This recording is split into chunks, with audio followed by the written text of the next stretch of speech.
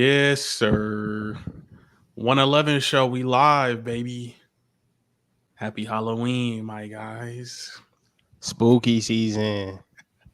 It's definitely spooky. I named this joint the witching hours. Hey, You bro, don't do already that, bro. That's creepy, bro. Oh, we Hey, got y'all gotta be on YouTube or y'all missing out, man. That was dumb spooky. Do it again, yeah, Siva. man. Yeah, the haunted stream.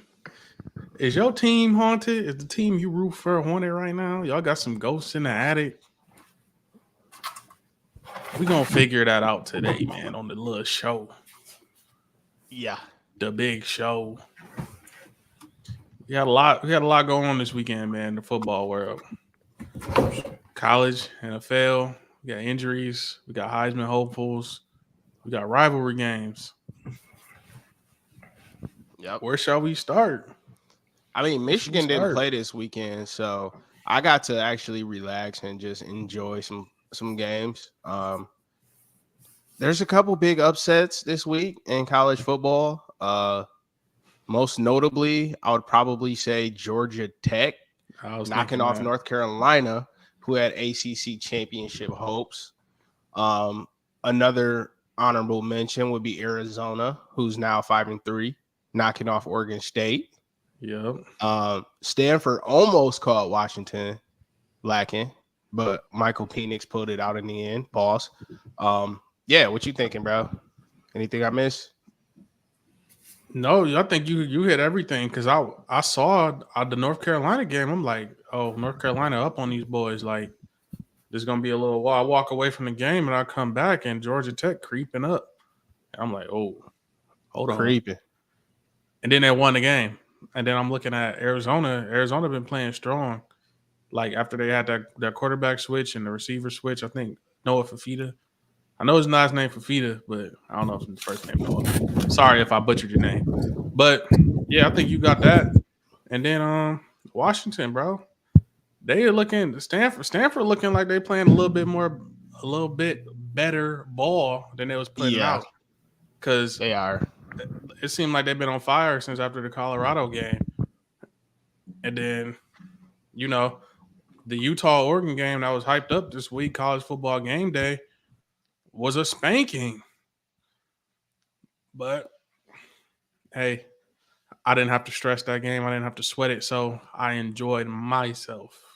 All right, let's get into it then. Talk to me about the Ducks, man. What did you see that propelled them past Utah in Utah? Hard place to win. How'd they get it done? I seen dominance up front. Dan Lanning said he was making a point of taking the crowd out of the game as soon as possible. And it showed. They got extremely physical with them boys up front. I think they was reeling from that Washington game, bro. And hold on, I'm skipping. But Yeah, they reeling from that. They was reeling from that Washington game, which I thought what they did to Utah, they was gonna be able to do to Washington up front. But let's stay on Utah. The quarterback play, obviously, Cam Rising hasn't played all year, and they was missing him that game because he can kind of go off script and find people and you know make Oregon pay.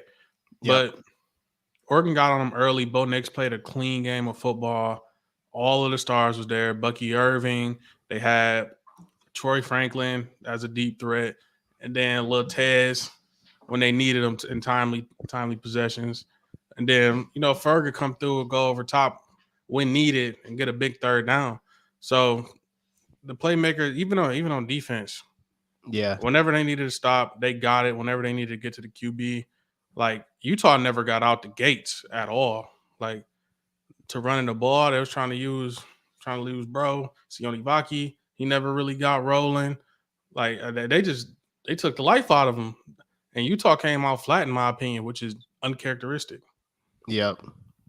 I agree, bro. It was flat is the best way to put it because we're used to when we see Utah line up, especially in the Pac-12 within conference, they usually always have that advantage up front in the trenches, and that's one thing I really like about how Dan Lanning is kind of transforming his program.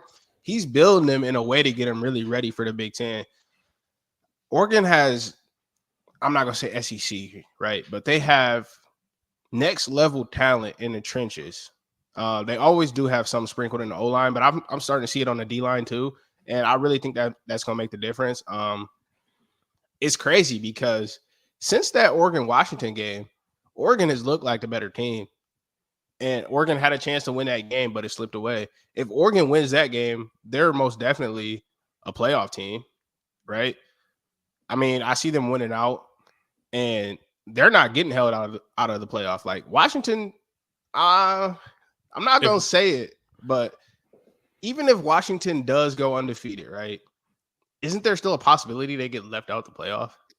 no, not if they go undefeated because the best two teams play in the Pac-12, so they would have to see Oregon again. So for them to be undefeated, they'd have to beat Oregon twice, and then Okay, it yeah, will be a neutral got you. site, no home field advantage. And I feel like in those moments, like college football is very emotional. I feel like the emotions got to them in the moments in them fourth downs where if they was at home or maybe even a neutral field, they would have had some type of advantage. But it's home field advantage for a reason. I think Washington took advantage of that. They played off the emotion, and they was the better team that day when they played Oregon. I don't think Oregon played up to the best of their ability. What I saw Yep. Saturday was them playing up to what they are, and Dan Lanning wants to build that team up like a SEC team. Like they'll have little stuff sprinkled all around the field, like, but it's a SEC DB from Bama. They got they got O linemen they've been producing NFL talent. So And that's the thing too, real quick. Oregon, people forget, like they were the second most active team in the portal. And Dan Lanning coming from Georgia, he knows how to find them guys, right? He knows how to find them type of guys to build up that defense. So, I mean, Colorado was by far and away the most active portal team this past oh yeah, offseason, but Oregon was too, and they were up there over 30 transfers. I think Colorado gonna be back active again Very because that I don't see no like Dion. People giving Dion some flack. I'm gonna just switch gears on that. Dion getting a lot of flack right now in the media for kind of getting on his O line and sounded like a concerned parent when it came to Shador, which I think he can't hide that. That's his son, right? yeah. So he lays into the O line in the media, and Shador doesn't. But he has to play. Dion is not playing, so of course he has to big up his O lineman and keep their confidence. What confidence they do have after giving up that many sacks?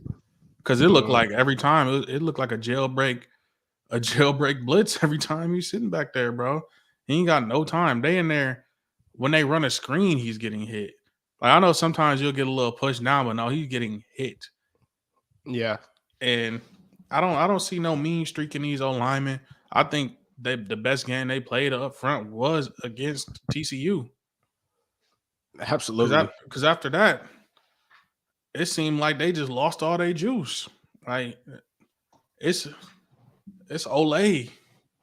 Come, you wanna take a hit on him? I mean, I think Shador jersey was about brown and green the whole time, and Yep.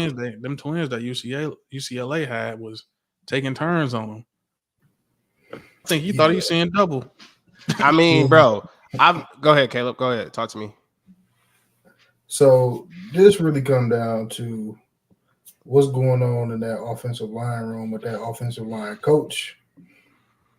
At the end of the day, that's who they got to report to when they got MAs. We know Mm-hmm. how it go. You know what I'm saying? We know how it go. We report to our position coach. We don't report to the head coach. The head coach sees everything, and they go, hey, they like, hey, what's going on with such and such down there? What Dion need to do, I'm not saying he needs to clear house because he has some outstanding coaches on that coaching staff, some that probably might get a job after the season. You know what I'm saying? Like you see his talks of his OC going, things like that. And people who are supposedly coming in, like Warren Sapp, right? Yep. He needs to go and get a big fella, a real offensive line coach. I don't know who it is. I got to go and check who it is. It might be somebody who may have played in the league or something like that, but it's nobody outstanding. He needs to Yeah. go and get himself an outstanding offensive lineman that showed it on film so them kids can have somebody to look up to, because it's hard listening to somebody who didn't play the position. That's Mhm. facts. And you know what I'm saying? Like, Yep. my very first offensive line coach, love him to death, never played offensive line. Maybe he played it in like high school, didn't play it in college or anything like that. Could script up a mastermind offense and call plays, but as an offensive line coach, absolutely atrocious. Sorry. You know what I mean? Yeah. I didn't start learning until I got a Big Ten offensive line coach. And then I didn't truly know the game of football until I got an offensive line coach who was a defensive lineman in the NFL. Yeah. You know what I'm saying? So I got to do my research. I don't know who the guy is. You know what I'm saying? I'll look him up real quick while y'all still talking about it. But Yeah. that's the main thing, bro. Like, I don't think they're getting the right coaching because they absolutely have the size. Like, those dudes are 6'6", 6'7", Yeah, they're 6'8". big. They have length, and they've Yeah. shown that they can move. Like, they have good feet. You know what I mean? What you know? So the only thing that's not piecing it together is possibly the coaching. Yep. And that's always Yeah. this is what we talked about too, is a potential issue for Colorado. And it's because the trenches, right? It's the biggest unit on the team. It's 5 guys that got to work in unison together. And that takes chemistry. It takes a time commitment. It takes a lot of reps together. It takes sound fundamentals. It takes good coaching. You know, it takes a lot to really build that offensive line. If you look at them against UCLA, you can't go out there and have 25 rushing yards and expect to win the game that big. It's not going to happen. Like, UCLA ran for like almost 220. And I've never seen a quarterback, I would say, squared up with the line of scrimmage more than a Shador. It's insane. After a second and a half, he's squared up with the old line, ready to juke somebody because they're living in his backfield rent free. It's crazy. There's nothing you can do about that if you can't run the ball, because they're just And going to tee off and get on I you. know Like, it's commit affecting to it. him too. I'll get my perspective from a defensive player and a defensive lineman. If we know you can't run it and you watched a lick of film, you know Colorado about to get out there and throw it 50 times. Yep. So I'm about to just pin my ears back, bro. Like, I'm about to pin my ears back, and they was sending fresh D linemen. That is the same O line out there. You could see it on an O lineman face. I could tell you if I'm rushing the end or if I'm rushing the center. Yeah. What type of energy he giving off when I give him that first bull rush or I throw a move at him. I know what I'm gonna do next. And especially if I know it's a pass, I'm about to pin my ears back and I'm about to just go. It ain't no thinking. All I need to do is get in my rush lane. If it's a game going on, or if it's a blitz going on, get in my gap and Yeah. maintain my rush lane. I don't really have nothing else to think about except for rushing the passer. And these are great athletes at UCLA. Mm-hmm. These are great athletes. So they're gonna get back there. Like, these is 6'5", 6'3", 6'4", and they about running like safeties. So I'm like, and these guys is gas because they sitting back, dropping back in the pass pro every single time, bro. You catching every single time. You Yep. catching every single time. And these dudes they're fresh. They like, oh, I know I'm trying to give me a sack. Let me get one. You get a sack. He get a sack. Look at this under the bench, nigga. You get a sack.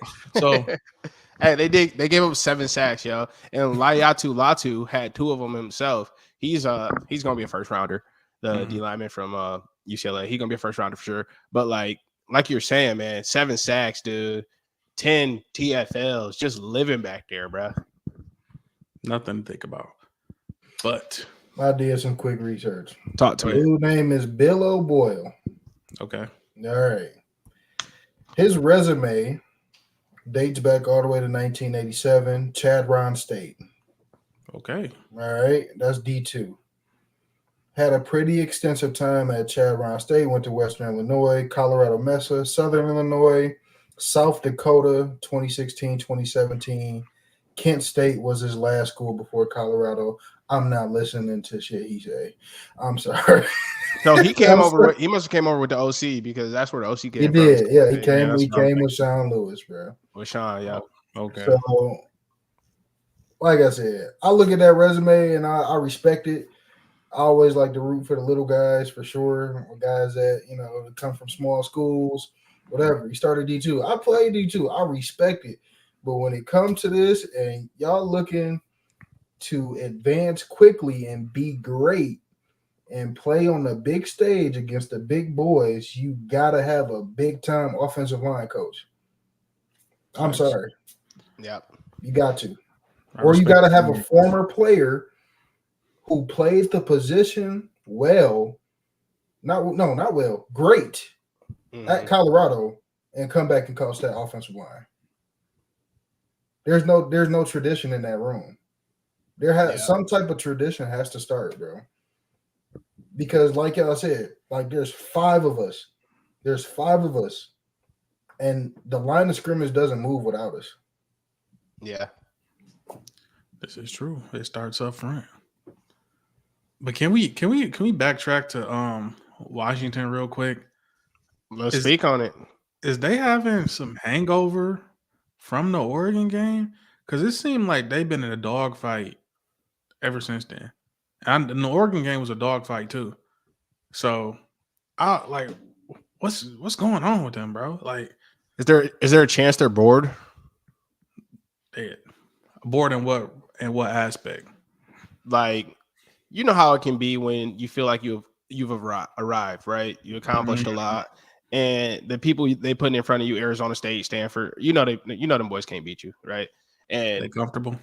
they comfortable. Is there a chance they're just sleeping and looking ahead? I mean, they got USC this week, right? They're not gonna sleepwalk into USC. I'm not guaranteeing a dub, but they're not gonna sleepwalk into USC. They're gonna come ready to play. Yeah, So but it's hard, bro, because it's college, you bro. you've These been is on kids. you've been on a lot of teams, and that's where I'm going with this one. It's dudes that'll look at them and be like, they lost to Utah. They almost lost to San Jose State.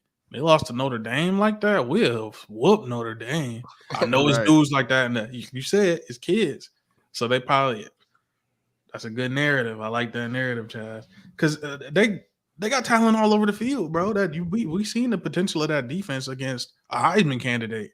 Yeah. So No, hey, I don't think Hey, so. peep this real quick. Let's stay on it. Peep they last four, bro. So after the Oregon game, they had Arizona State and Stanford. Those were, you could say, a nice little breath of fresh air for them, okay, because now they're going at USC, they're hosting Utah, they're going to Corvallis at Oregon State, and then last game of the year, in-state rival Washington State. So their last four is a gauntlet. I mean, if there were 2 games to coast, it was these last 2 games, because they got to turn it up now for sure. Yeah, they going into a gauntlet of nobody has nothing to lose with them games, so they for sure. Hey, if Kalen DeBoer got them locked in, I hope he does, because that's got to be the mindset. Hey, we got to stay focused because the teams we going up against don't have anything to lose. so everybody playing spoiler. Yeah, everybody's playing spoiler because them other teams, they're gonna get a little bowl game. Yeah, They got enough wins to get a little bowl game, but they not going for the big fish, the big tuna, I might say. You know what I'm saying? I mean, getting off. Yeah, USC is 5-1 in the conference. They're second place in the Pac-12. Oregon is right behind them at 4-1. They're third place in the Big 12, or my bad, the Pac-12. So I mean, the only chance to represent the Pac-12 in the playoff is Washington. So yeah, they got to lock it in if they want to. Let's talk about a team that might have blew it for their conference. Oklahoma, man. That boy Jason Bean, Jason Bean is fast. Jason Bean is fast off of Bean. Like he running away from people, and it look like they moving in slow motion. Like that's what I be seeing when they be like Tyreek Hill and Jalen Waddle running away from people on the field. Like he eating up the angle. He getting the ball, killing the angle. How y'all give him that much space? Man, he running like a deer, striding on them boys. Striding. I think he might have caught some wind too. Track star. They would have caught him if he had a parachute on. Heck no. They was not catching dog, We bro. could have had a sled behind them with 225 on it. They wouldn't catch it, bro. And I love the student section carrying the goalpost out the stadium and then throwing it into that swamp.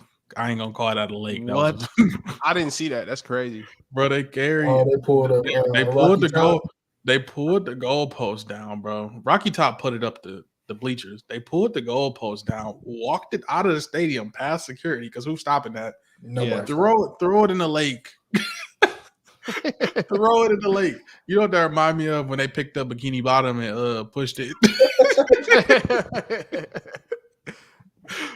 but nah, man. I think Oklahoma just blew it for the Big 12, bro. Because who else was going to represent them?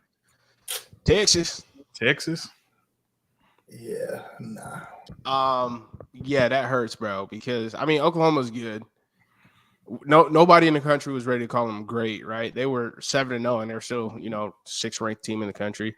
Like nobody was getting too far ahead of themselves. But an undefeated Big 12 champ is getting in most likely. So okay, tell me this, riddle me this, because this is the first year where I think it actually would have flipped. If we have an undefeated Big 10 champ, an undefeated SEC champ, ACC, Big 12, Pac-12, who's getting left out? Historically, it's been Pac-12. Pac-12. Historically, this year I feel like it would have been Big 12. Who was the Big 12 team that was with when Oregon won they natty? Nobody. It was Florida State, Ohio State, and Alabama. I'm pretty sure it was a Big 12 team that was undefeated though. Oh, who got left out that year? Yeah, that's what I'm saying. So we got to go to the 2014 college football playoff, the first one. That's the only one Oregon been to. I couldn't tell you who would have been that team in the Big 12 at that point. That's controversial because they don't play. It's because they don't play a conference. They wasn't playing. Yeah, they wasn't. They wasn't playing the conference championship. Yeah, I'm looking it up right now. I got the link. Shame. Okay, never mind. I was one loss. Nobody Two losses. Okay. 2 losses. So you got both Baylor and TCU. They're both 8-1. Or 11. Okay. No, TCU was 12-1. That was the best team in the Big 12. Okay. They must have lost in the shit to Baylor or something like that. Okay, classic Big 12. Yeah. Classic Big 12. Yeah. Big 12 TCU just did that last year. Yep. If Oregon and Washington got a loss, what's going to happen? Because, this was going to happen. It's going to be Michigan and Ohio State in there. It's good. If Ohio State went out, I'm not so sure. Actually, let me get this off. Go ahead. Florida State runs the conference. Yep. Georgia runs the conference. Michigan, Ohio State. If this is barring Washington losing a game, because I don't think if Washington loses a game, Ohio State gets in with one loss. No. I don't think Ohio State gets in with one loss. No, I don't think so. So this is the thing.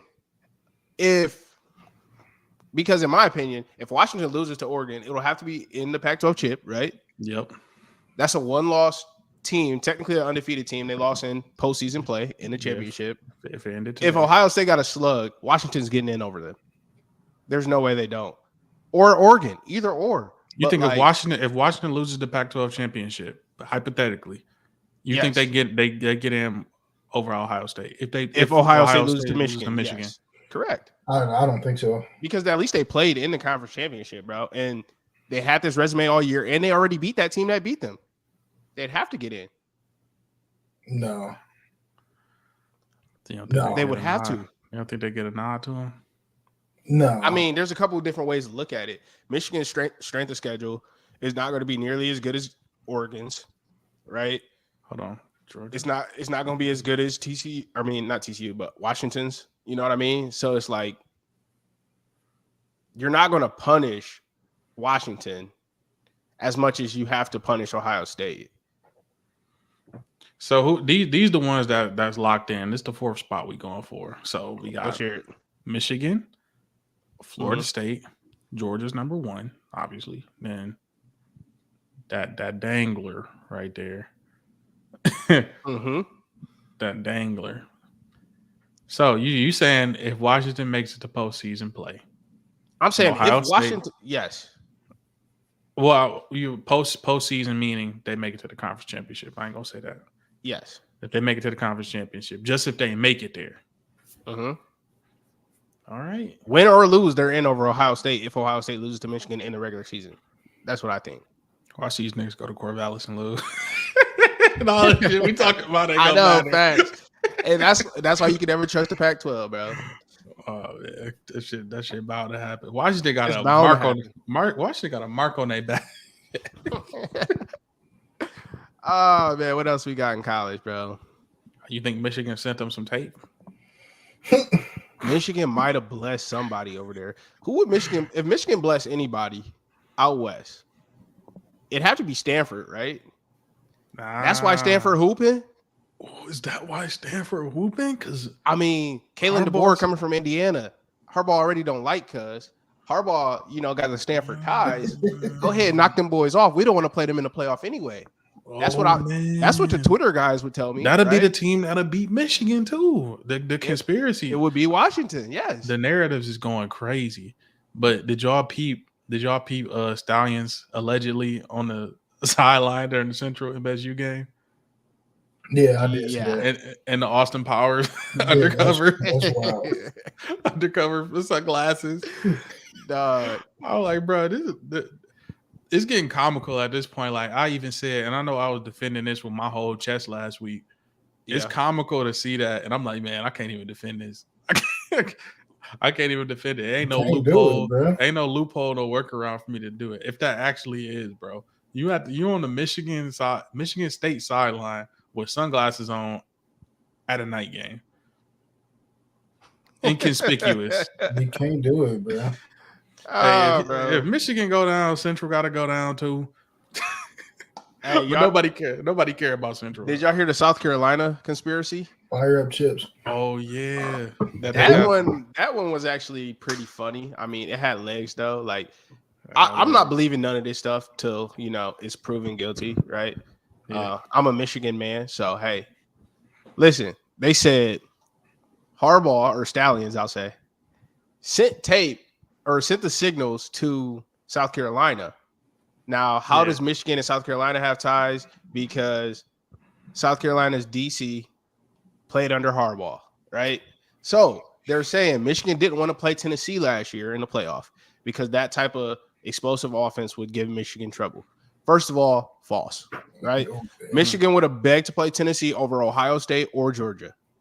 Or TCU. I guarantee it. But anyway. Or TCU. So they saying like, they gave him all the signals. That's the only reason Spencer Rattler got off is because he knew exactly what coverage they was in. Spencer Rattler was trash up until that game, and they sent him the signal so Tennessee can get an L. That's a freaky narrative. That's a freaky narrative, bro. I mean, you can go down some dark rabbit holes on Twitter if you up there long enough. Yeah, I mean, like you can just keep on going. TikTok is worse, I think. Yeah, TikTok. I don't even have a TikTok. I can. I'll be damn near spending hours on TikTok with this, like going through the rabbit hole of people saying, "Oh, well, this coach used to cheat like this, and that coach used to cheat like," and send the game film to whoever, whatever. I'm like, bro, this is going to an extreme length of trying to get an advantage. Yeah, and I know other people still like doing their thing to get an advantage, but like it's just comical at this point. Hey, if you ain't cheating, you ain't trying. That's what I was saying. Bend the rules some way, bro, until they fix it. Yeah, we're not gonna talk about the $1.5 million that Ohio State gave Zeke just to come there, but it's cool. We're not gonna stoop to their level. No, they just no, okay. No, I know there are some hefty donors at Michigan too. But it's hefty. Yeah, but we're not paying nobody because we weren't getting no 5 stars. Yeah, right. Like they was bringing in 25 stars, bro. Okay, we bringing in 1 year. Look, DPJ, come on, you from Detroit? Come on. Look, I know how much Devin Gardner got. His sister told me. Look, let's go. Look, all right. But he is from Inkster. He from Inkster. I know how much he got. I know how much you got. Yeah, I pay people too. That's cool. How much you got, bro? You That's better not be that's talking about no stipend, bro. no. That's his information. You know, his All sister right. got it. You know, Allegedly. yeah. I don't believe her. Allegedly. But I don't.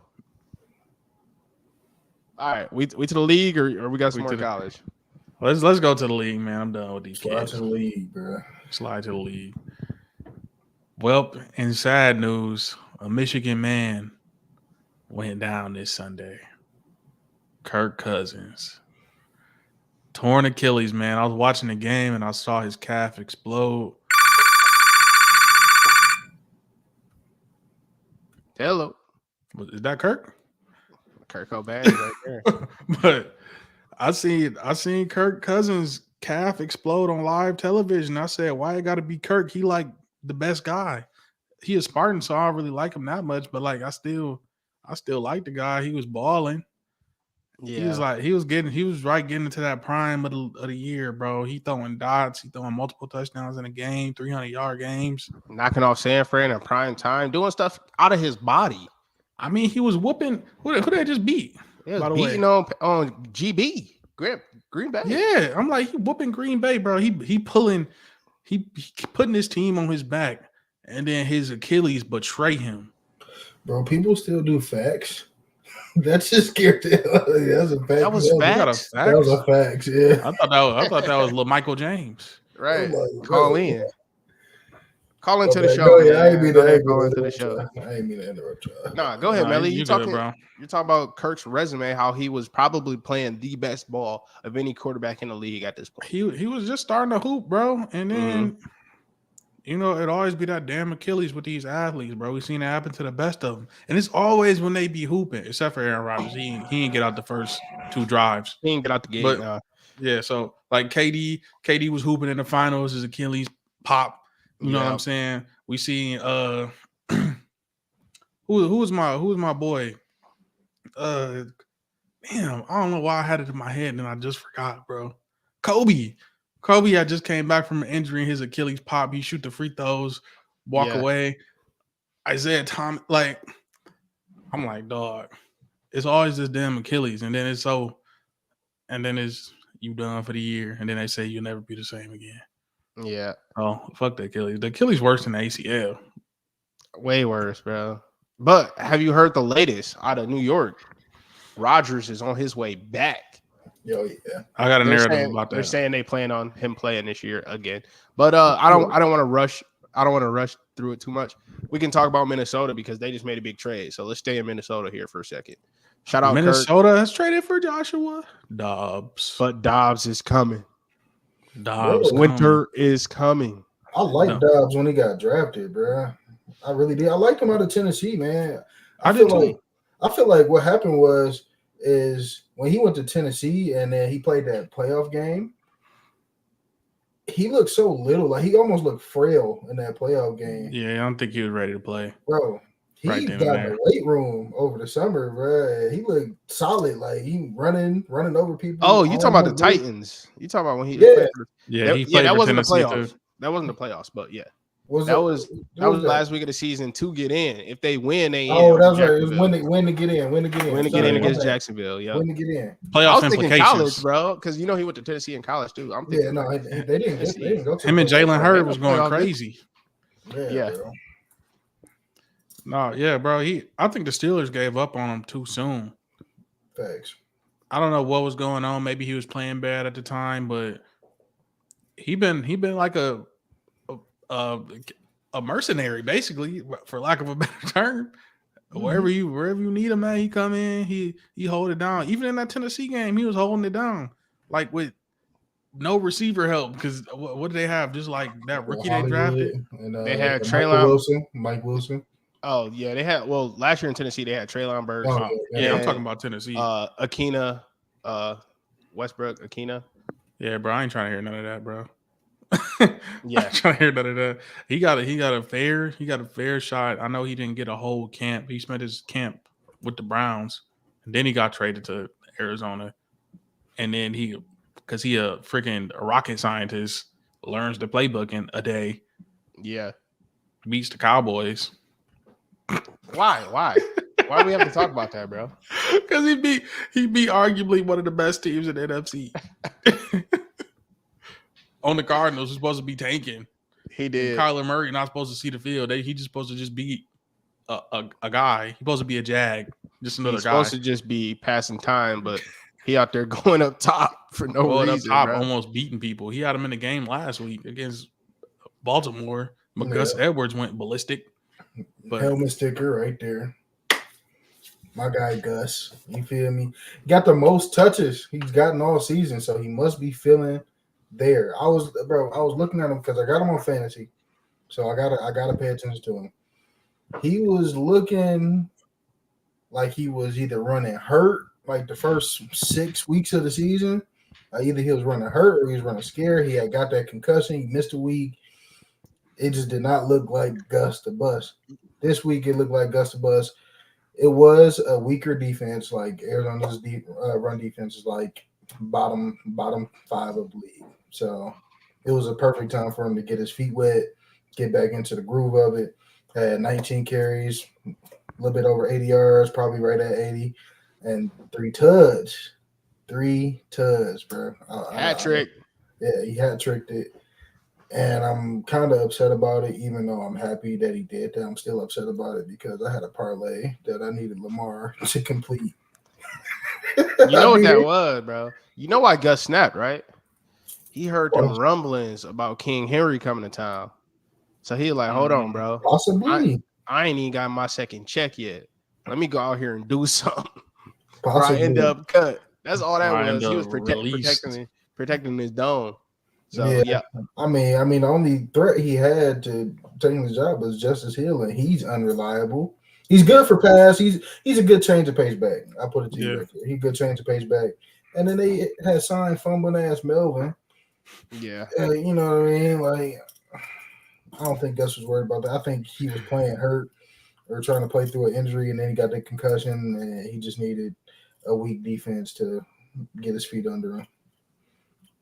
Yeah, shout out Gus, because they do say ACLs is really a two-year injury, right? Like a lot of people come back and they still have a adjustment period that next season, and it's always the season after that where they start feeling themselves again. So shout out Gus for that. But you had another one, or is that it?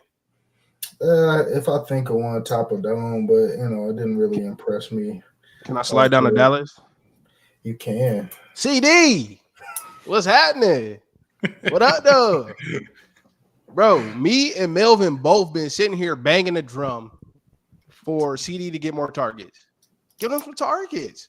Give Sedarian the ball. Get Sedarian the ball. What do you do? 12 catches, 158, 2 tutties, right? Dak had 4 tutties, over 300. Dak had a day. CD had a day.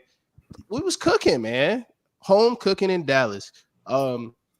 This is very important because going up against Philly next week, we've seen that Philly is susceptible to the pass. Yeah. Sam Howell out there throwing for 400 on them, bro. Sam Howell. So CD catching stride with Dak right now. Perfect timing, man. Let's go up top. Let's go to Philly. Go to the link. Get a dub. Slide back to Dallas, man. Shout out CD. Yeah, I got Dallas money line already, so I might even got it before you. Sorry. Never. I took it 3 weeks ago. No, you didn't. Hey, but you didn't even mention that CD had 9 for 122 at the half. At the half. They kind of clamped him. No, they didn't clamp him. We was up 30. We was up 30. I'm just saying, bro. If you gonna do that, you might as well have 18 for 222. We wasn't there about to air out Sean McVay like that. We love Sean. Sean is a Dallas boy, man. We love Sean. AD to Dallas for the trailer for the deadline. It's over. Deadline cooked. We ain't get nobody, bro. Yeah, it's over. It's over with. Jerry said, we good. But I thought Dallas was a pass first team anyways, man. In my eyes. When Zeke stopped being as reliable as he was and they went to the pass. Now, did they pass a little bit too much and them picks start adding up? Yes. But you paid Dak all that money. He better be throwing that damn ball, and he better be throwing it to CeeDee Lamb, your first round pick receiver. Sliding the rock, dude. That's all I've been asking for is give him the ball. 88 for life. Give me a good little scramble, 25 in the tub. Like, that's all I need. But did somebody say something about a knee earlier? Yeah, talk to me. Because Jalen Ramsey came back, y'all, man, off the torn PCL. They say he wasn't supposed to come back until December, bro. He came back. He forcing fumbles. He catching picks, man. Helmet sticker to Jalen Ramsey, dog. Put the 5 on, cut the dreads off, and he came out there and balled. I ain't been giving my defensive players enough credit, but shout out to Jalen Ramsey. Shout out to Miami. You know, Tua hate the Dolphins. Tua hate the Patriots. Hate him. Because every time he catch Bill, he put something on him. He got something hot for him. Facts. Swear. I just give one of my defensive guys some credit. Hey, they need Ramsey though, because they about to, slide out to good old Munich, Germany. Patrick Mahomes coming to town, 9:30 a.m. for us. We got Dolphins, Chiefs. You got to talk about that because he just lost a 16-game streak. This is very important for Miami. Yeah. Let's touch Mahomes. Go ahead, bro. No. I'm saying no. Keep it on Miami, but this is important of how well Miami defense need to lock in because he just lost a 16-game streak. All right, so let's do this then. Because all right, it's a big game, right? The Chiefs are going out Thursday, which I believe is a little bit late to be sliding out to Germany and trying to get acclimated before Sunday, but they are, right? And they're going out there with a little chip on their shoulder because, as CeeLo just pointed out, they beat Denver 16 times in a row, 15 times in a row. 16. Mahomes just had the worst EPA per play in his career as a Chiefs quarterback, as a starting quarterback. I mean, they outgained the Broncos, but it didn't matter when you have 5 turnovers, right? Like you can have 600 yards, but if you turn the ball over 5 times, you're not going to win a game. So Mahomes came into this game with the flu. We all knew that. He got banged up in the game as well. So, I mean, I'm sweeping this one under the rug, bro. It didn't happen. In my opinion, it didn't happen. It happened. It happened for sure. It happened for sure. If you was that sick, nigga, you should. Yeah, no. If you was that sick, nigga, take some Theraflu, nigga. I ain't trying to hear that shit. He had a bad game. He gonna get called out for it because whenever Lamar or Dak or one of them have a bad game, they get drugged. So, I'm talking about for the future of the Chiefs. I'm not worried. I'm talking about today. I respect that. Yes, no, I'm not worried about their future. I'm not worried about their future either. We talking about today, and we got to hold Patrick Mahomes accountable. You do it. That's my favorite quarterback. You do it. I'm not gonna do it. I'm a fan of Mahomes, but I'm just gonna hold you accountable. Some of the turnovers, all of them ain't created equally. Some of them might not be your fault. You were sick, okay. Redmond was throwing hot dots to the defense. Lasers. So take care of the ball, bro. You got a top 10 defense. You do not need to play hero ball. And this is where I appreciate Lamar Jackson. Lamar Jackson, when he needed to put it on somebody, like i.e. Detroit, did it. When he needed to just grind out a game for the sake of CeeLo parlay and not do too much, he didn't have to throw for 300 yards this game. Run the ball, get your first downs, get out of there alive with a W. Don't force the issue. Patrick Mahomes, don't force the issue. Let your defense get you back in the game. If you got a couple 3 and outs, if you got to kick a few field goals, let it happen. Let your defense get you out of a couple sometime. But that's all I want to say. Just hold Patrick Mahomes accountable. I'm not worried about him. He's still a great player. He's an MVP. Let's move along. Mahomes not used to that, bro. He not used to just leaning on his defense, right? Like he used to going bucket for bucket with whoever's in front of him. Thanks. That's just the way he's wired. He's been doing it since he was at Texas Tech. I'm sure he was doing it in high school too. So hey, sure you want him to, let off the gas a little bit, but that's not really in his DNA. Not really. Bro, I appreciate that. That's what make him who he is, bro. So I literally just said this because I got into like a little argument in this little Discord server that I'm in. And I literally just said to the dude, I'm like, and this pertains to the Lions, but I compared them to the Chiefs. I'm like, bro, you're underestimating the Lions defense. Yeah. They're a really good defense. Like, we can't leave no cookies on the field. on offense. Like we need to take as many cookies as possible because that's the kind of league that we in, bro. But when you have a defense, a top 10 defense, you don't need to do that. You can leave cookies on the field and let your defense go get theirs, bro. And some people don't understand that. Some people really don't understand that. But I do feel that though. Mahomes don't know how to be a. Would you say that Mahomes does not know how to be a game manager, or are you saying like he's a poor? I'm not telling him to be a game manager, but sometimes and he's smart, bro. He's very intelligent, so he knows what he's doing. Yeah. He knows what he's doing, bro. So I don't want to hear like, oh, he's just a gunslinger, bro. He's smart as hell. I'm not trying to hear that. He know what he's doing. So in them situations, take a page out of one of these other quarterbacks' book. Throw that bitch away sometime. That's all I'm saying. Oh, go ahead, Jess. I was gonna say this real quick to that game manager point. I do think he's capable. Let me walk back my comments. I do think he's capable of being a game manager because we have seen him do it, right? But he just does it in a different way than we've seen in the past because he's not going to game manage the same way Trent Dilfer was with the Ravens defenses, right? He's going to game manage just to stay ahead of the game script, and he's still going to game manage to score. There's times where we see Mahomes get out of his body and start going crazy, and there's times in the playoffs specifically against Jacksonville, against Cincinnati, that we've seen against, a great example of the opposite of this. Remember when Deshaun was playing the Chiefs and they was up 24 on the Chiefs, and Mahomes had to go hoop and just take shot after shot after shot? He don't have to do that these days, right? And we've seen him game manage for, I would say, the past 2 years in the playoffs, where he can just, hey, I'm gonna keep this game rolling, keep these chains moving, and I'm not going to do too much, and we're going to get out of here with a 24-21 dub. That's what the Chiefs do. It's not like they're hanging 40 in the playoffs. But did you watch that whole game? Denver? Yeah. I came to this revelation. I came to this revelation while you were talking, Chaz and Caleb. Go ahead. But I feel like this is his way. This is Patrick Mahomes. He throws the ball away, obviously, but this is Patrick Mahomes' way of managing the game and making a safe play. He can scramble, but he doesn't scramble to run, right? Because he has a rush lane a lot of the time when he find him little pockets to get to. His way of doing that is actually taking the running lane and taking off to keep the drive alive. Yeah. That's instead of, I ain't gonna say forcing the issue, just when they in zone and they sitting on you, maybe make some defenders move with your eyes, take 5 yards, take 3 yards. Don't take a negative play. Don't take a potential turnover play. Yeah. But like you said, that's not really his personality. That's not his play style.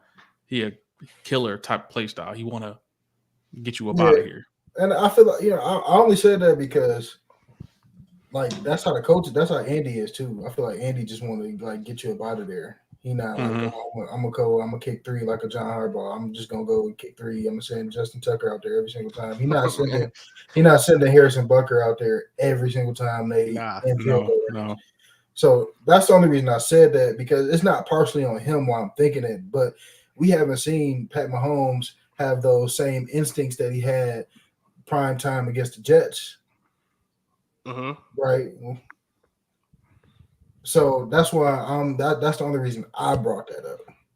Yeah. Okay. That's valid. That's valid, bro.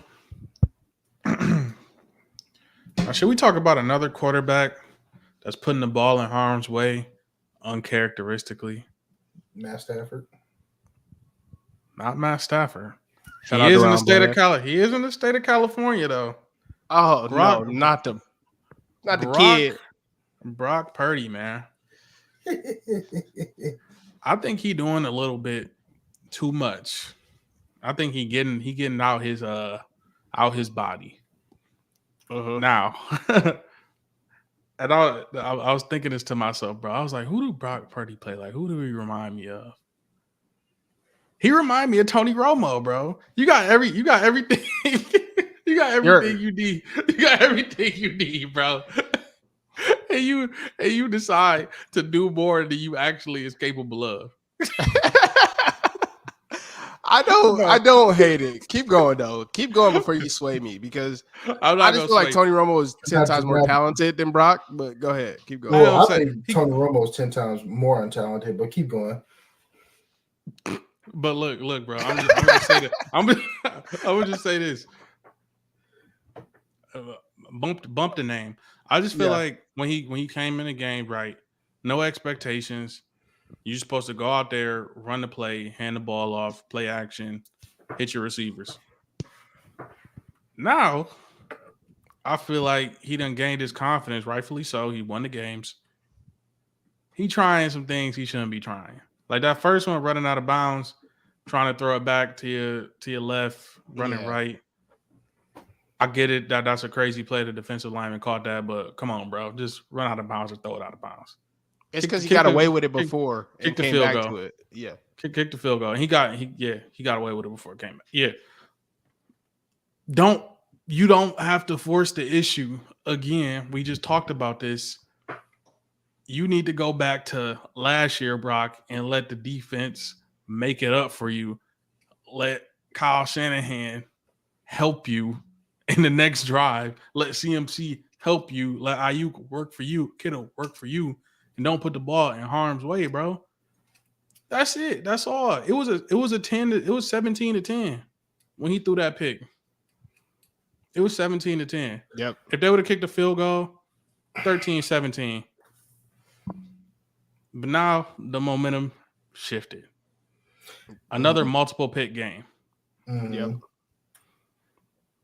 Here's why I can't get with that Tony Romo comparison, bro. I'm gonna let Chaz go, but this is why I can't get with that, bro. I cannot get with that because Tony Romo. I'll let Chaz say it because this is QB, this is team, but this is from my outlook of a non-Cowboys fan. Tony Romo was such a good quarterback that he knew exactly what was to expect of the defense and still threw the ball to the other team anyway. And he still does it. Like he'll read defenses. You hear it. Like I love listening to Tony Romo break a game down. But you know what I'm saying? Here like we go, Jim. Yeah, right. Got cover 3 here. He's got to go. Exactly. And you know where to throw it to. You know where the ball needs to be placed, what kind of ball need to be thrown. But when he was playing, he wasn't doing that. Because that's not true, bro. Tony Romo was putting up numbers, nigga. Numbies. If he was doing everything how he broadcasting today's games, he should have at least 2-3 Super Bowls. Yeah, you're right. But it's different being up in the booth and seeing it from a bird's eye view, right? Being in a box and seeing it on the field and getting in the right play and checking in and running, right? So go ahead, keep going before I go. Go ahead. Yeah. So I think Brock. I'm just saying. I think Brock still wearing his Cyclones jersey underneath his pads. That's all I think that is. I think that's just still like some rookie mistakes that should have happened last year. Yeah. You know what I mean? That's kind of falling into this season. That's all I think. I'll tell you the difference between Tony and Brock, in my opinion. Brock Purdy has the luxury of being in an incredible system that was built to be quarterback friendly. Tony Romo had to create every offense he was in. Tony Romo came from East Carolina, bro. He was a nobody. He had to work his way up from the bottom, right? Undrafted, not Mr. Irrelevant. Not even no Mr. in front of it, just irrelevant. And he had to create an offense for himself, right? Like Tony Romo, I mean, I hate to say it like this because I don't want to sound like too much of a Cowboys homer, but he made so many people better around him that this is why I really feel like he's so underrated. Miles Austin, dudes like that you would have never heard of if it wasn't for Tony Romo. Brock has an embarrassment of riches around him. All he has I'm not talking about Tony Romo had to create around him, bro. I'm just talking about the way they play. I see shades. I see shades of him. I'm not gonna say direct. That's cool. No, I was cool with your comparison, bro. I was, but CeeLo saying that Brock is more talented than Tony Romo is blasphemous, bro. It's blasphemous. Are you for real? Yes, it is blasphemous. Okay. It's crazy. All right. This all I'm gonna say about it. I see shades of him because I think Tony Romo is intelligent. I think Brock Purdy is intelligent. They both don't have every single physical gift that you can have that Justin Herbert has, a Lamar has, a Hurts has. True. All of the top guys. True. So what do they have to be? They got to be smarter. So I think he extremely intelligent, but sometimes I think it worked against him to where he's like, oh, I'm gonna try and put it here. I feel like Brock's But almost robotic with his intelligence, though, right? I do too. And it's because it's not even his own intelligence; it's Kyle's intelligence that he's projecting Yeah. onto him. He's That's just a what I robot, said. right? That's You what know I'm what I saying. mean? He got the Cyclone jersey. Yeah. Oh, Yeah, under he's his just badge, staying in between the lines. You ever take robotics class? no, You know, you I put the did. little sensor on the robot, and the robot's just gonna stay between the lines, right? And it's gonna run up to the line, and once that black line is there on the sensor, he gonna back up and turn and go the other way. That's all Brock doing. The only problem is sometimes that timing is off. That's what I see with Brock, right? Like his yeah, playmaking, I'll say some of his playmaking mistakes is on him. But against Minnesota, when he's putting the ball where it's supposed to be, but he just happens to be early and the Yeah. defense gets there first, right? You know what I mean? Like that's just robotic issues, bro. Just not thinking for himself, just out there. Oh, this is where Kyle said it has to go, so this is where it's going to go. But I think on the other hand, bro, you could just say, "Hey, that's the timing being off. If he was to make that play, you would say, "Hey, that's great timing." Like Tua, if he has great timing. What did we say Oh, the he has first great 5 weeks of timing. the season? What did you watch the Dallas game when he threw dot after dot after dot right in the Yeah. middle of our cover two? That was Where he just programmed. dropped the whole shot all game long. That It was great programmed. timing. This is Yeah. all we were saying, bro. It was great timing.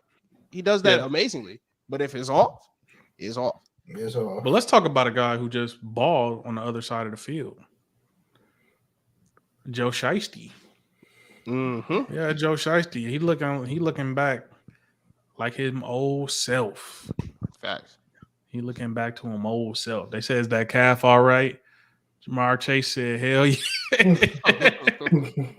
I'm getting the ball again. But I think you had something for him, Jazz.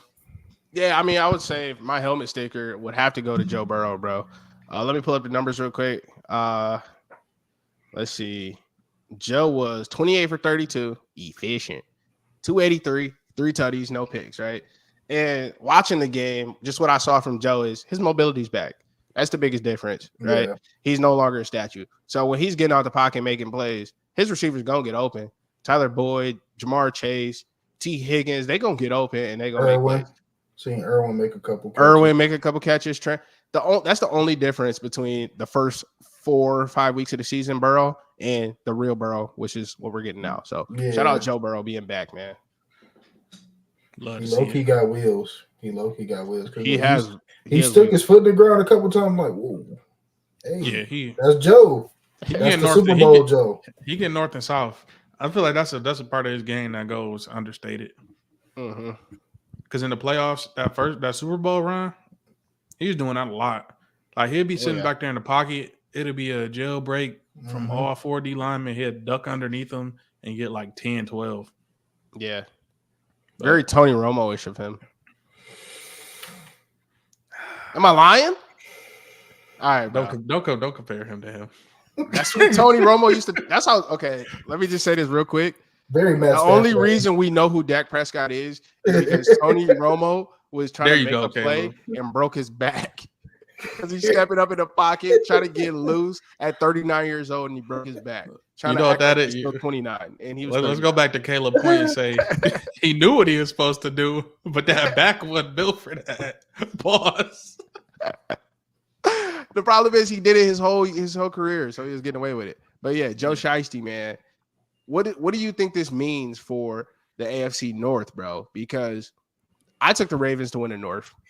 You took the Ravens to win the North, I believe, Melly. And CeeLo, you took the Browns to win the North. It's not your fault. Deshaun's not playing. They're still in the fight, right? They're still in the hunt. But what do you think Joe Burrow being back means for Cincinnati in this long run, in this gauntlet? It's the reason we call it the hood. It's scary over there, bruh. Look, it better not be no more primetime games. Look, they need to play in the daylight with the street lights on because it's scary in the hood. Yeah, that's all I got to say. Dude, they got the That's potential all I to got all to say. finish like 500 or better. It's I think they scary, all bro. might, bro. It's scary over there, bro. But I still think they finished second. The Ravens front is looking scary. I'm gonna say that. Oh yeah. I'm gonna say that front looking scary, bro. Because don't they already got a win against them? Or am I tweaking? The Ravens beat the Bengals. Ravens beat the Bengals. Okay. They Okay. whooped on the Bengals. Actually, I don't think they scored a touchdown that game, did It they? was 27-24. It was a good game. Okay. Okay, well, that must have been like one of the earlier Week games. 2. Yeah, week 2. Okay. Yeah. The Niners scooped Chase Young in the trade, which I think is very, very significant. I'm gonna switch the gears up all the way because when I'm watching the game, I don't see the same amount of pressure from that front as I did last year. I don't know. I feel like they ain't wreaking enough havoc. I know Joe Burrow can create, but even in the game with Kirk Cousins, I don't think they was getting to Kirk quick enough and finishing him and finishing sacks in the backfield. Like you'll see it every now and again, but pause. But Hey, Melly being nice, y'all. Y'all don't understand. We get a text every Sunday of Melly talking about how Nick Bosa absolutely robbed the team. He like, we paying him all this money. I can't get one hurry, one pressure, one sack. Like Nick Bosa, you're getting paid as the top edge in all of football. And that's the biggest thing I noticed too is like, yo, San Fran is not getting to the queue like they used to. It's the same thing with Philly. Philly not getting to the queue like they used to. But with San Fran, it's necessary because of the way they play on the back end, right? They got linebackers and coverage everywhere. They got to get home, bro. They have to get home. Like Fred can cover up a lot, but he can't, go one-on-one with slots all day. They got to get home. I don't think they got and they give their DBs a lot of credit, and I think that credit was earned from the front getting pressure so much. Like Hufanga is a safety at the end of the day, and then the corners on the boundary. I don't think they elite, but they good. They good football players. Yep. They ain't no world beaters, but they good football players. But that front is where it starts. And I need to see more. I said it. I'm gonna say it like I said it. They paying a lot of money for him not to be wrecking games, like I've seen Myles Garrett do, like I've seen T.J. Watt do, like I've seen Aiden Hutchinson do, like I've seen Max Crosby do. They've all played better in my eyes than Nick Bosa. Hell, even Joey Bosa. Micah Parsons, all of them. Micah Parsons, like we ain't even talk. Micah Parsons, shit. Didn't Khalil Mack like have a 3, 4, 5 sack, 6 sack game? Like 6 sack game, yeah. He's like, where my guy? I feel you, bro. I'm like, we paid him. Like, what was you doing? What was you doing when they was like when you was sitting out? Was you actually sitting out? Did you take it like literal? Did you just sit out? Was you just cooling with Joe in the hot tub? I think so. Yeah, pretty much. Man, I'm like Lynch, bro. You should have had bro run 70 gassers before he even got to put on a jersey, my nigga. Because this some bullshit. We didn't pay y'all ass all this money for you not to at least ruin one game, ruin one quarterback life. That's the Melly I know. I didn't even see Joe get up limping or nothing. He didn't look like he was scared. He looked very comfortable. He looked like it was a Sunday stroll. Yeah. You know what I'm saying? He back there smoking a cool, passing it to Jamar. This what I'm mad about. What about Hargrave? Hargrave, you brought Hargrave over. He an interior D lineman. I know he's a pressure guy. I know he's a pressure guy, but we paid him. Yeah, drafted him. Nick, yeah, you supposed to be doing this. You supposed to be doing that. You supposed to be getting double, triple team so Hargrave could get one-on-ones. Yeah, and the other guys get one-on-ones, and Gregory get one-on-ones. But now Chase Young hopefully can come in and wreak some havoc, and you can get back to being a rush 4 team, stop blitzing, and get out the zone so damn much against these quarterbacks. That's my piece on the subject. Yeah, y'all really got a Madden roster right now, like a Madden fantasy draft roster. Adding Chase Young. Except for quarterback. Yeah, I probably wouldn't draft Brock Purdy in the top 15, but hey, just real quick, picking up Chase Young, man, that's a great addition. That's something that you're looking to pay off in January. You know what I mean? Chase Yeah, having the bro. best season of his career right now, and they did not pick up his 5th-year option in Washington, so they was gonna have to pay him a lot, or let him go to free agency for nothing. So they traded him. Um, I don't. I kind of feel him though, because we talked about his 5th-year option. I wouldn't have picked it up either. I don't think he Yeah, was worth no. it at that point. But this season, he is having kind of a bounce back resurgent season. So I think he'll be good for y'all. I still would probably favor y'all coming out of the NFC right now, despite the 3-game skid y'all on. Like, this is a thing too. I'd rather have it now. This is the time to have it. But peep this though. Gambling guys, listen up here. All right. Lock back in. There's something to say about when good NFC teams and good AFC teams go at it, right?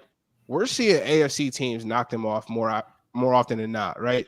Mhm. Besides maybe Philly beating Miami or whatever, like if it's a good AFC team and a good NFC team going at it, just lean AFC because they most likely played a harder schedule, got better wins. And the AFC is a lot better right now than the NFC is. The NFC And is Lamar just, like 16-1 against NFC teams. yeah, 16-1. Yep. Yep. That's crazy.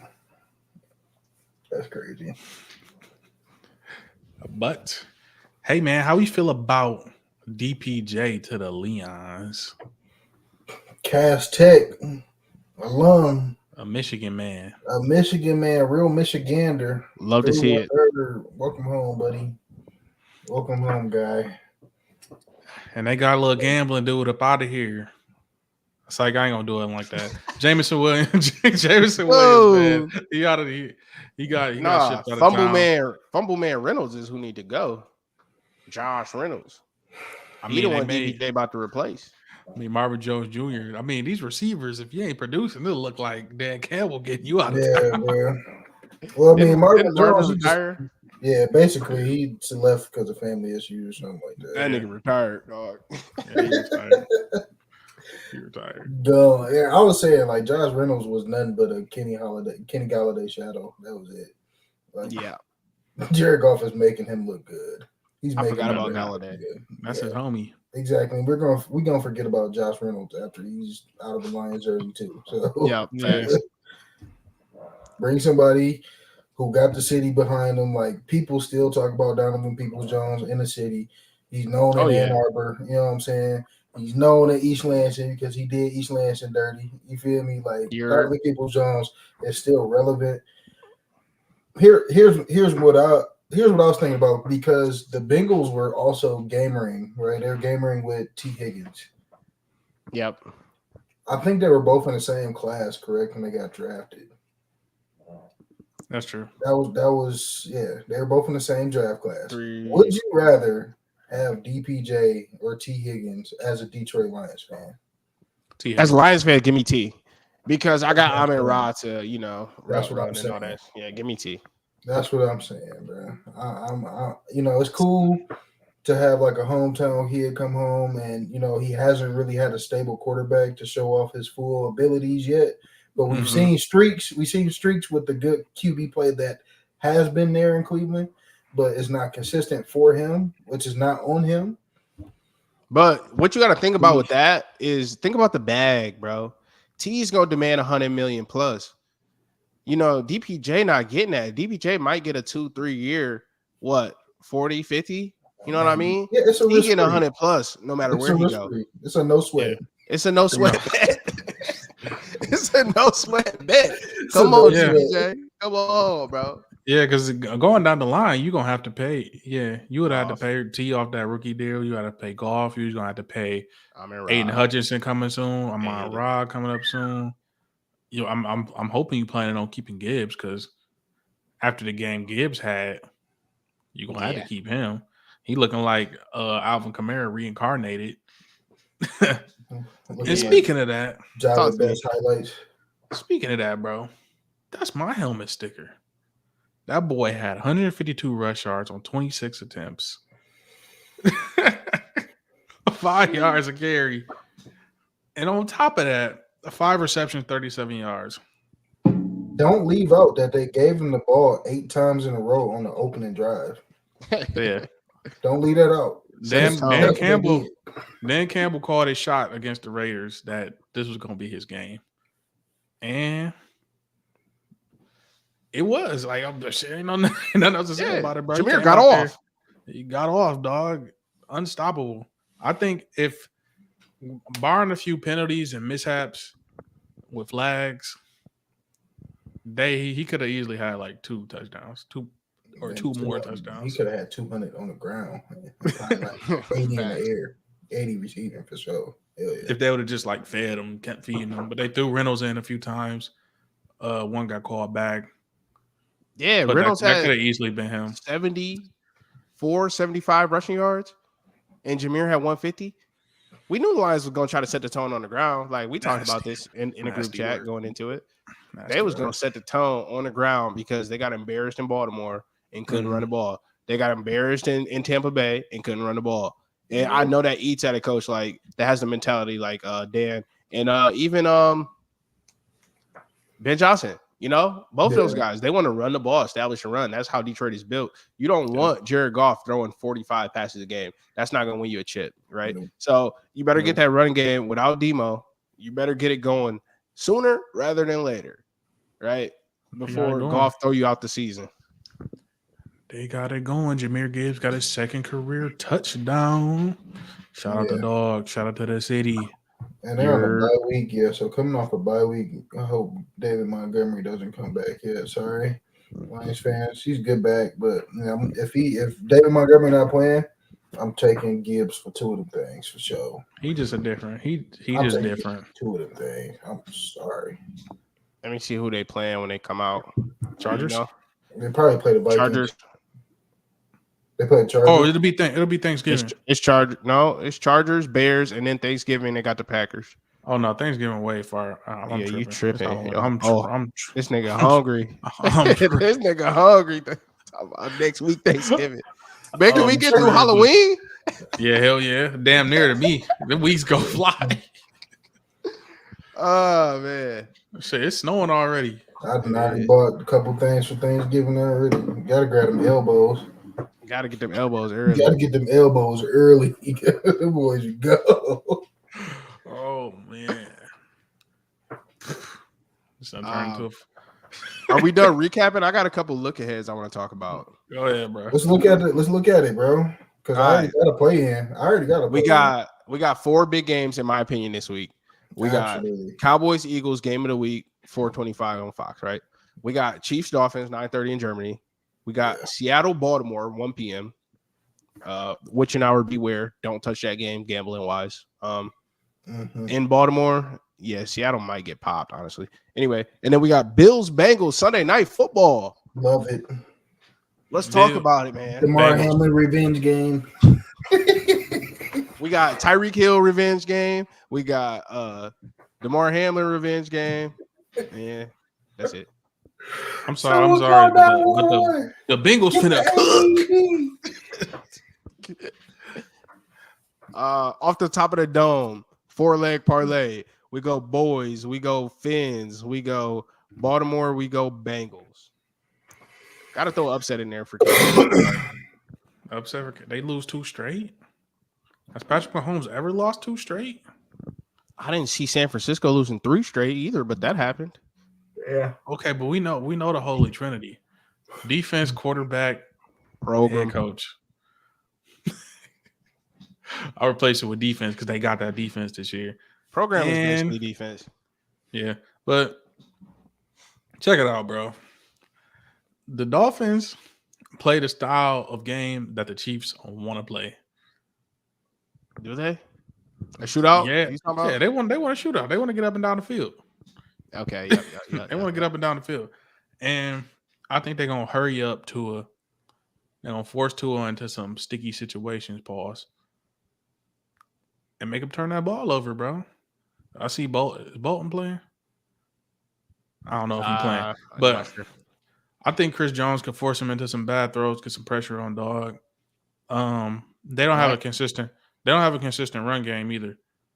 Yeah, Miami's O line is banged up. They got a couple guys on the list. I'm thinking if Teron Armstead plays, they'll be fine. But yeah, they got a couple other guys on the list too, injury list. I'm not banking on Patrick Mahomes playing bad 2 weeks in a row. And that defense held them pretty close in that game against Denver, bro. Given how much they had to be on the field. So Absolutely. I'm not taking the Chiefs upset. I'm not on that wave just yet. I'm going with the Chiefs. I'm going with Tyreek Hill getting Mm, 200 plus yards on his old team that wouldn't pay him. This is yeah, why I Okay. think Miami's gonna win. The Chiefs are they're lacking that go-to guy besides Kelsey, bro. They need somebody else on the outsides. And it's frustrating to watch Sky Moore go in there and drop every pass. It's frustrating to watch Kadarius and Miko take turns dropping punt returns. You know what I mean? Like it's just not there yet. It's not cohesive enough in the receiver room, in the receiver core for me to have faith in them in a shootout, right? If there's any quarterback I can take in the league in a shootout, it's Mahomes. But what about the guys around him he's throwing it to? I don't have faith in them guys, especially with Jalen Ramsey coming back, right? And they basically got a short week playing in Germany. I think the Dolphins are in a much better headspace right now. I just got to go Dolphins and over, bro. I think it's going to be a scoring fest. I don't think the Chiefs are going to come shut this offense down. I think the Dolphins will put up 30 points, 30 plus points, and they'll beat the Chiefs, bro. I think Badly. that's one of the money lines that I have on the parlay that I put in last night. Yeah, I believe Chiefs are 2-point favorites. Yeah. Okay. And I also agree with that Bengals pick too. I got the Bengals. Yeah, Josh Allen's not good on Monday Night Football. Thursday night, Josh, but Monday night. They're in Cincinnati. So yeah, I'm with the Bengals as well. Somebody Joe, call 911. Joe got their number for real. Joe do got their number for real. I think if that game don't end, God bless DeMar Hamlin, that Joe Burrow cooks. He cooked them in the playoffs. He got it back in blood. Didn't matter. They ran it back, and he got them back. Yep. Didn't matter. What if DeMar Hamlin get a pick? Bills defense for a score? DeMar Hamlin anytime. Yeah, no, man. He gonna come out there and concuss T. Higgins. Mm. They better not put that. He gonna take a cheap shot on T. Oh, they better not put that nigga on the field. That's tough. Hey, real That's talk. tough. Let me talk to y'all about this real quick because I know Melly itching to get up out of here. Cowboys going to Philly. This is something that happens a lot, right? We usually Every year. beat Philly the first game and maybe lose to them the second time if we're not going to sweep them. I know last year it went the opposite way. They beat us the first game. We beat them the second game. But everything healthy, right? Like we play with Cooper Rush. They play with Minshew. You know what I mean? So things were not all even. But this year, I feel like the boys have a more solid defensive identity. And if A.J. Brown can be contained a little bit, don't let him go for 125 again. 6 weeks in a row going for 125 receiving yards, new NFL record, right? If they can contain A.J. Brown a little bit, they may have to do it by getting pressure. They may have to do it by double teaming. I don't know. I'm not Dan Quinn. He's a genius, right? I'm not. So I'm liking the Cowboys because I really think that I think they're better right now. I think they're in a better spot. I think they can score more efficiently. And I think our defense is better. So, hey, give me the boys money line. I think it's 3-point spread. Upset of the week right there. Boys over Eagles. I think Micah Parsons is your best bet. Yeah. Because I'm glad you said contain A.J. Brown. Because he could still go for a cool 75 and a touchdown. Then you got to worry about Devontae Smith and Dallas Goedert. I mean, we didn't pick up Stephon Gilmore for no reason, right? He's got to take away one of them. If Deron Bland is going to be playing on AJ, then Gilly got to make sure Devontae Smith does not have no explosive catches. If he catches a curl or something like that, that's cool. No 20 yards or more catches. If Gilly can take that away, we're fine, man. We're good. That's cool. Cowboy spread. I'm going to take him. +3. I think that come back down to earth a little bit this game. That gonna torch them niggas, bro. No. You Yeah, see what Sam Howell did? Come on, bro. That Whoever- better than Sam. I'm a live bet it because whoever Bradbury is on, I'm taking them to probably 2 touchdowns and 100 yards easy. Because he gonna cook that nigga for real. Well, I think CD gonna see Slay, and then it's probably gonna be Mike G, B Cooks. B Cooks. Former team. Did B Cooks? No, B Cooks ain't play for the Eagles. He Nah, played he for ain't Dallas. play for- He didn't play for everybody in the world, but Yeah. He's the most traded receiver in NFL history. and to give you a cool 1,000 yards, A cool 1,000 every year. cool thou wow. So that's the parlay. If you want to be different, Cowboys +3, Chiefs money line, Baltimore. Bengals spread. Baltimore over Seattle. Baltimore over Yeah. Seattle. Baltimore over Seattle. Baltimore. Yeah, I Baltimore think to that's it, Seattle. man. I mean, That's I'm it not for me, taking yeah. Chiefs. I'm not taking Chiefs money. I may take Dolphins +3 to be safe, but Mhm. I'm not taking Chiefs money. Can't do it. Not gonna do it. Refuse to do it. All right, man. Last time they played a good team, the Bills got that ass whooped. But I'm gonna shoot us up out of here, Coach. I'll see Thank y'all you. next time. Been a pleasure. Thank you.